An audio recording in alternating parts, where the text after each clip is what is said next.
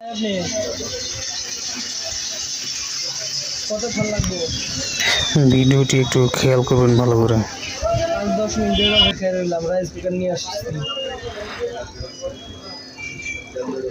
আচ্ছা ঠিক আছে, তাড়াতাড়ি আসেন।